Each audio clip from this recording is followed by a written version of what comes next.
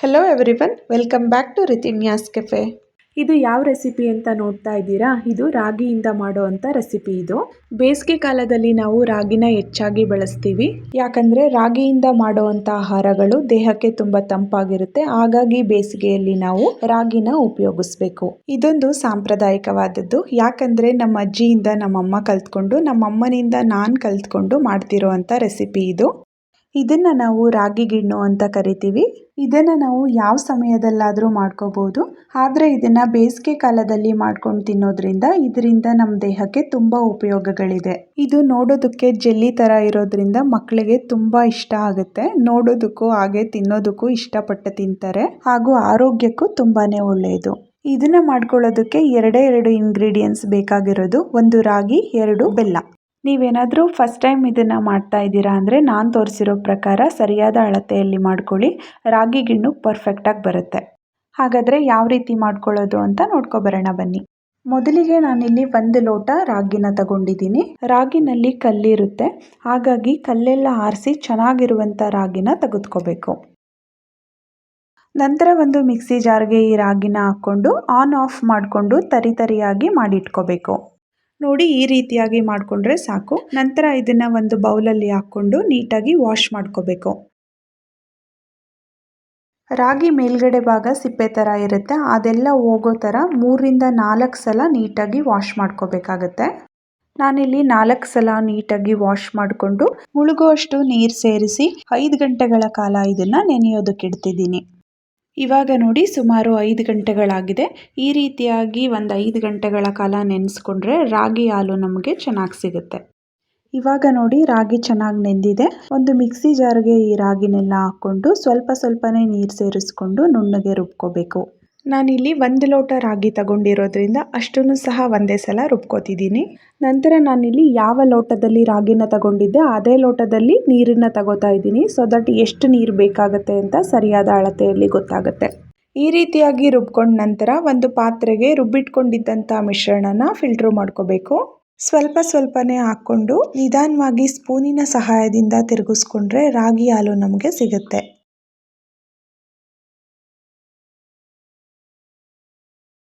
ನೋಡಿ, ಇವಾಗ ಕಂಪ್ಲೀಟಾಗಿ ರಾಗಿ ಹಾಲು ಫಿಲ್ಟರ್ ಆಗಿದೆ. ಇದನ್ನು ಒಂದು ಬೌಲ್ಗೆ ಎತ್ತಿಟ್ಕೊಂಡು ಉಳಿದಿರುವಂಥ ರಾಗಿ ಹಾಲನ್ನು ಇದೇ ರೀತಿಯಾಗಿ ಫಿಲ್ಟರ್ ಮಾಡ್ಕೋಬೇಕು.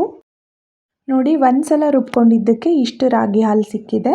ಫಿಲ್ಟರ್ ಮಾಡಿ ಎತ್ತಿಟ್ಕೊಂಡಿದ್ದಂಥ ಈ ರಾಗಿನಲ್ಲಿ ಇನ್ನೂ ರಾಗಿ ಹಾಲು ಇರುತ್ತೆ. ಹಾಗಾಗಿ ಅದನ್ನು ಮತ್ತೆ ಮಿಕ್ಸಿ ಜಾರ್ಗೆ ಹಾಕ್ಕೊಂಡು ಸ್ವಲ್ಪ ನೀರು ಹಾಕ್ಕೊಂಡು ರುಬ್ಕೊಂಡು ಅದನ್ನು ಮತ್ತೆ ಫಿಲ್ಟರ್ ಮಾಡ್ಕೋಬೇಕಾಗತ್ತೆ.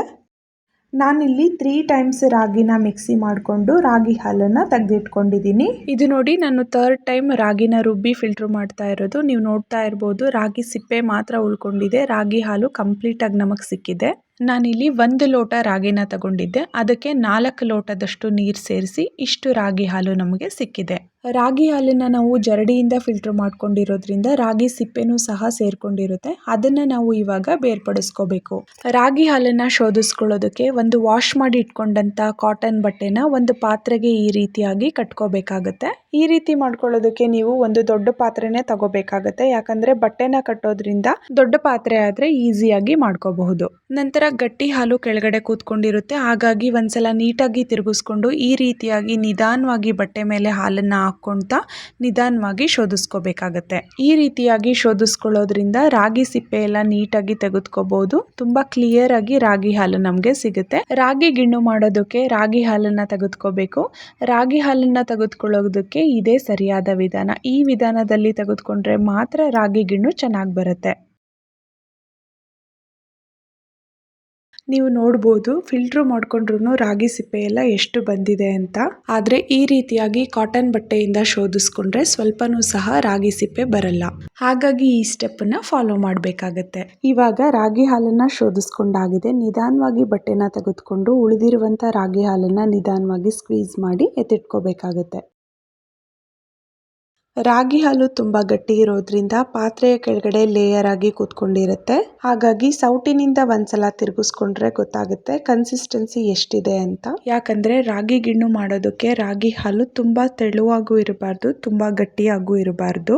ನಾನಿಲ್ಲಿ ತೋರಿಸ್ತಿರುವ ಕನ್ಸಿಸ್ಟೆನ್ಸಿ ಇದೆ ಅಂದರೆ ಪರ್ಫೆಕ್ಟ್ ಆಗಿದೆ ಅಂತ. ನಂತರ ನಾನಿಲ್ಲಿ ಬೆಲ್ಲನ ಕರಗಿಸ್ಕೊಂಡು ಫಿಲ್ಟರ್ ಮಾಡಿ ಇಟ್ಕೊಂಡಿದ್ದೀನಿ. ಅದನ್ನು ಸಹ ಒಂದು ಲೋಟ ತಗೋತಾ ಇದ್ದೀನಿ. ಈ ಸಮಯದಲ್ಲಿ ನೀವು ನಿಮ್ಮ ರುಚಿಗೆ ತಕ್ಕಷ್ಟು ಸ್ವೀಟ್ನ ಸೇರಿಸ್ಕೋಬಹುದು.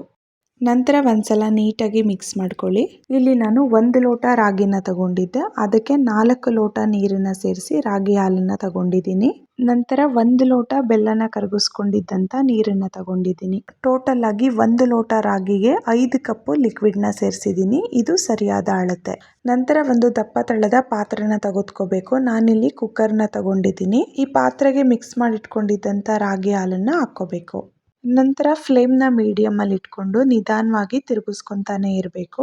ಈ ಸಮಯದಲ್ಲಿ ನಾವು ಕೈ ಬಿಡದಲೇ ತಿರುಗಿಸ್ಕೊಂತಾನೆ ಇರಬೇಕಾಗುತ್ತೆ. ಸುಮಾರು ಒಂದು 20ರಿಂದ 30 ನಿಮಿಷಗಳು ಬೇಕಾಗುತ್ತೆ ಇದು ರೆಡಿ ಆಗೋದಕ್ಕೆ. ಅಲ್ಲಿವರೆಗೂ ತಿರುಗಿಸ್ಕೊಂತಾನೆ ಇರಬೇಕು. ಇಲ್ಲಿ ನಾನು ತೆಂಗಿನಕಾಯಿ ಅಥವಾ ಏಲಕ್ಕಿ ಯಾವುದನ್ನು ಸೇರಿಸಿಲ್ಲ. ಯಾಕಂದರೆ ರಾಗಿ ಫ್ಲೇವರೇ ತುಂಬ ಚೆನ್ನಾಗಿರೋದ್ರಿಂದ ಇದಕ್ಕೆ ಬೇರೆ ಯಾವ ಫ್ಲೇವರು ಅವಶ್ಯಕತೆ ಇಲ್ಲ. ಇವಾಗ ನೀವು ನೋಡ್ತಾ ಇರ್ಬೋದು ನಿಧಾನವಾಗಿ ಗಟ್ಟಿ ಆಗ್ತಾ ಬರ್ತಾ ಇದೆ.